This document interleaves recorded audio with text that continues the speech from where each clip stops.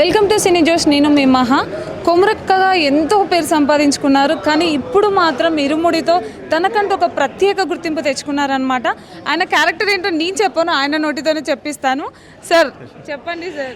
నాగులు అనగానే ప్రతి ఒక్కరూ థియేటర్లో భయపడుతున్నారు. థ్యాంక్ యూ కొమరక్కని ఎంత ఆశీర్వదించారో నాగులు క్యారెక్టర్ని అంతే రిసీవ్ చేసుకున్నారు.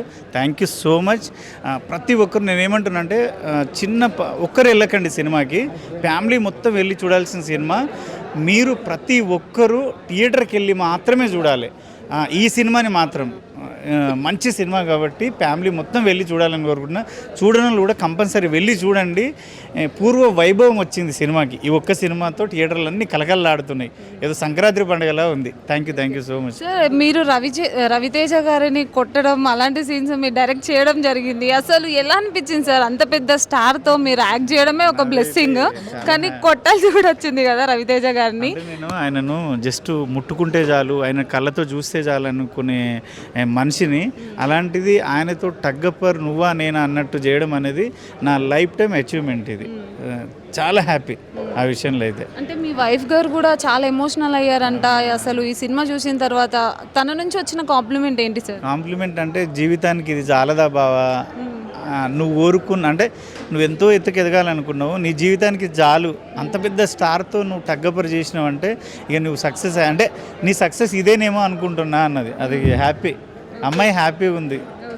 ఎలా వచ్చింది సార్ ఈ ఆపర్చునిటీ అసలు? అంటే మిమ్మల్ని ఈ రోల్కి ఫిక్స్ చేసి అండ్ మిమ్మల్ని మీరు సెట్ అవుతారని ఎలా అనిపించింది? తెలీదమ్మా, ఇది డైరెక్టర్కే తెలుసు ఎందుకు తీసుకున్నాడో ఏంటో నాకు ఇప్పటికీ క్లారిటీ లేదు. ఆ విషయంలో లక్కీ నేను, నాకైతే క్లారిటీ లేదు. ఆయన నాకు చెప్పలేదు దీనికోసం తీసుకున్నా అని. నా మీద ప్రయోగం చేసిండు, అది సక్సెస్ అయింది, హ్యాపీ. ఓకే.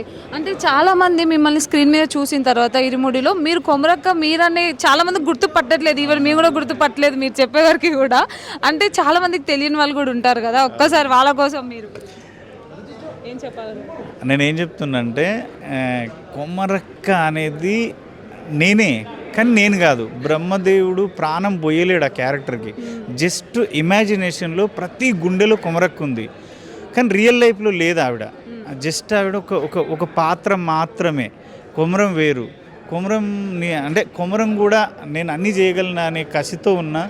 కానీ ఇన్ని రోజులకు ఒక అవకాశం వచ్చింది. చాలా సినిమాలు చేసిన, దసరా, జెర్సీ, మళ్ళీ రావా, ఇప్పుడు ప్యారడైజ్ చేస్తున్నా, చాలా సినిమాలు చేస్తున్నా.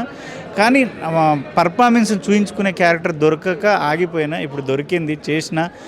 నేనేమంటున్నా అంటే నేను ఏ క్యారెక్టర్ ఇచ్చినా చేయగల సత్తా నా దగ్గర ఉంది, ఒబీడియంట్ ఉంది, ఆ కసి ఉంది.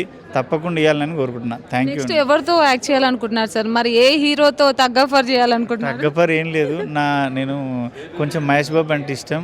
ఆయనతో లైఫ్లో బతుకున్నంత కాలం ఒక్కసారి అవకాశం వస్తే చాలా అనుకుంటున్నాను. ఖచ్చితంగా వస్తుంది sir. All the best sir. Thank you అండి.